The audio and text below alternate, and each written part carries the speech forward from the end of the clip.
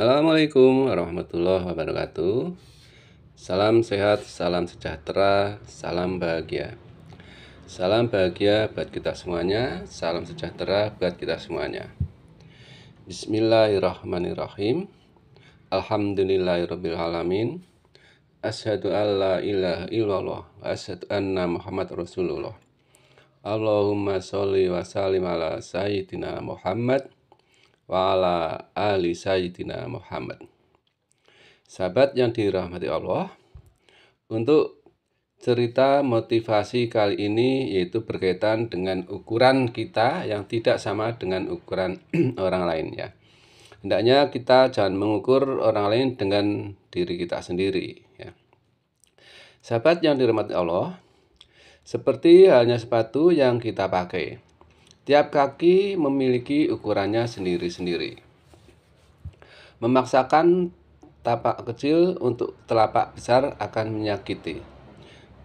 Memaksakan sepatu besar untuk tapak kecil juga merepotkan. Kaki-kaki yang nyaman dalam sepatunya akan berbaris rapi. Seorang lelaki tinggi besar berlari-lari di tengah padang. Siang itu matahari seakan didekatkan hingga sejengkal. Pasir membara, ranting-ranting menyala dalam tiupan angin yang keras dan panas.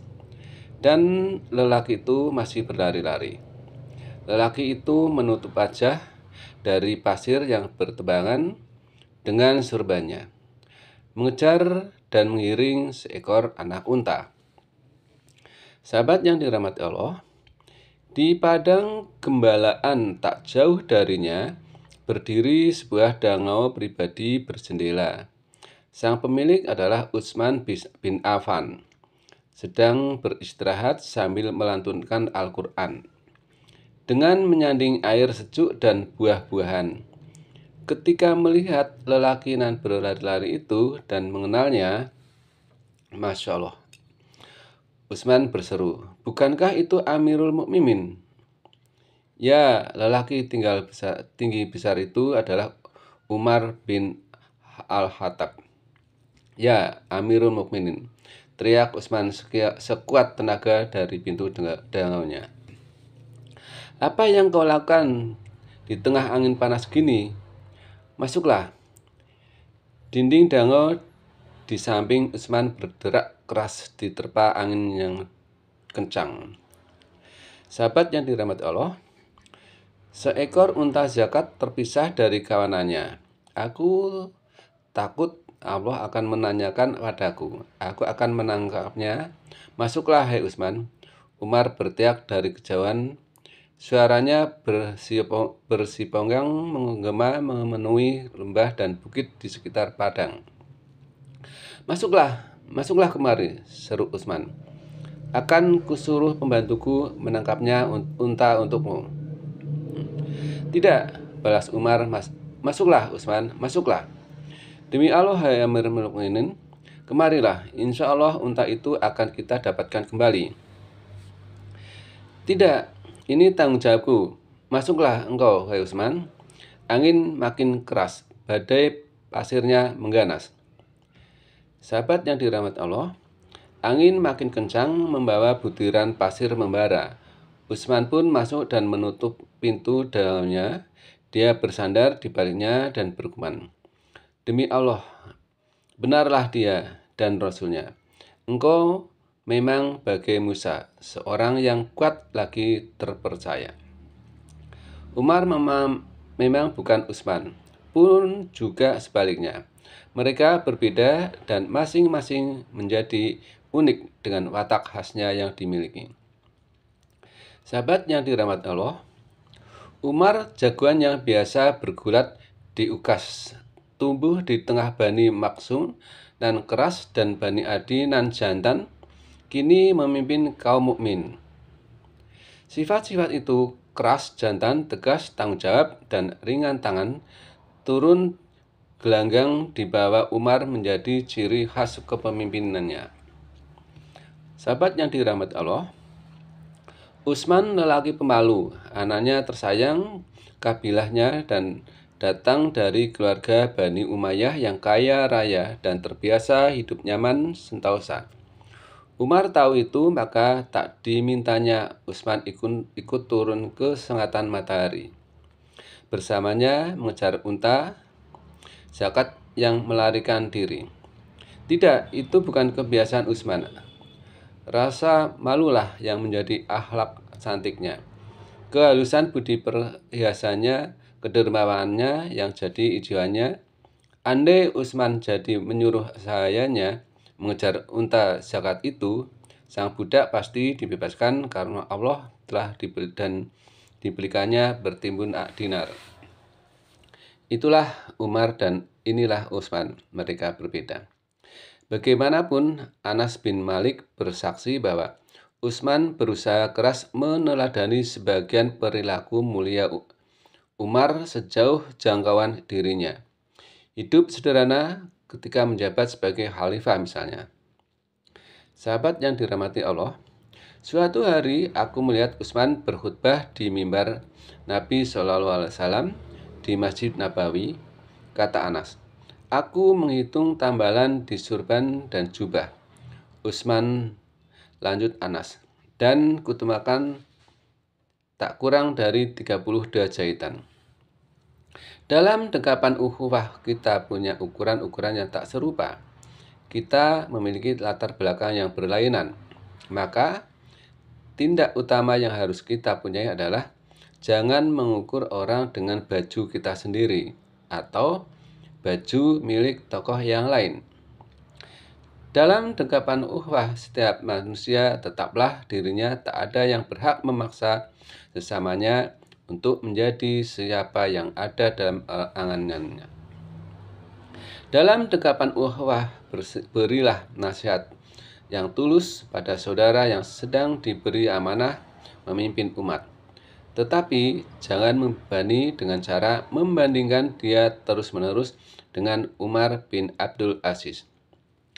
Sahabat yang dirahmati Allah, dalam dekapan ukhuwah berilah nasihat pada saudara yang tengah diamani kekayaan, tetapi jangan membebaninya dengan cara menyebut-nyebut melukai ya, atau menyamakan kisah berinfaknya Abdurrahman bin Auf. Dalam dekapan ukhuwah berilah nasihat saudara yang dianugerahi ilmu, tapi jangan membuatnya merasa berat dengan menuntutnya agar menjadi Zaid bin Sabit yang menguasai bahasa Ibrani dalam 14 hari. Sungguh tidak bijak menuntut seorang untuk menjadi orang lain di zaman yang sama, apalagi menggugatnya agar tetap seperti tokoh lain pada masa yang berbeda. Ali bin Abi Thalib yang pernah diperlakukan begitu punya jawaban yang telak dan lucu. Dulu di zaman Khalifah Abu Bakar dan Umar, kata lelaki kepada Ali, keadaannya begitu tentram, damai, dan penuh berkah. Mengapa di masa kekhalifahanmu, hai Amirul Mukminin, keadaannya begini kacau dan rusak? Sahabat yang dirahmati Allah, kemudian dia menjawab, sebab, kata Ali sambil tersenyum, pada zaman Abu Bakar dan Umar, rakyatnya seperti aku, adapun di zamanku, ini rakyatnya seperti kamu. Dalam dekapan ukhuwah, segalanya kecemerlangan generasi salaf memang ada untuk kita teladani.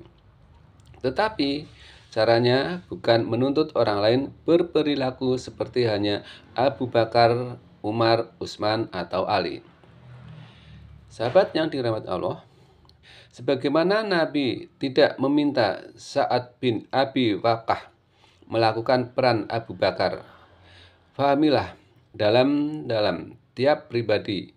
Selebihnya, jadikanlah diri kita sebagai orang paling berhak meneladani mereka. Tuntutlah diri untuk berperilaku sebagai para salafus salih, dan sesudah itu tak perlu sakit hati jika kawan-kawan lain tak mengikutinya. Sebab keteladanan yang masih menuntut sesama untuk juga menjadi teladan akan kehilangan makna keteladanan itu sendiri. Maka jadilah kita teladan yang sunyi dalam dekapan ukhuwah. Sahabat yang dirahmati Allah, lelah teladan yang memahami bahwa masing-masing hati memiliki kecenderungannya masing-masing, badan memiliki pakaiannya, dan masing-masing kaki mempunyai sepatunya. Teladan yang tak bersyarat dan sunyi akan membawa damai. Dalam damai pula, keteladanan akan menjadi ikutan sepanjang masa. Selanjutnya, kita harus belajar untuk menerima bahwa sudut pandang orang lain adalah juga sudut pandang yang absah sebagai sesama mukmin. Perbedaan dalam hal-hal bukan asasi, tak lagi terpisah sebagai hak dan batil. Istilah yang tepat adalah sawab dan khata. Sahabat yang dirahmati Allah, tempaan pengalaman yang tak serupa akan membuatnya lebih berlainan lagi antara satu dengan yang lainnya. Seyakin-yakinnya kita dengan apa yang kita pahami, itu tidak seharusnya membuat kita terbutakan dari kebenaran yang lebih bercahaya. Dan Imam Asy-Syafi'i pernah menyatakan hal ini dengan indah. Pendapatku ini benar, ujar beliau, tetapi mungkin mengandung kesalahan. Adapun pendapatan orang lain itu salah, namun bisa juga mengandung kebenaran. Demikian sahabat yang dirahmati Allah, untuk kisah motivasi pada kesempatan kali ini. Mudah-mudahan bermanfaat. Ada kesalahan dan kekurangan, mohon maaf. Terima kasih. Asyhadu alla ilaha illallah, asyhadu anna muhammadar rasulullah. Allahumma sholli wa sallim ala sayyidina Muhammad wa ala ali sayyidina Muhammad. Assalamualaikum warahmatullahi wabarakatuh.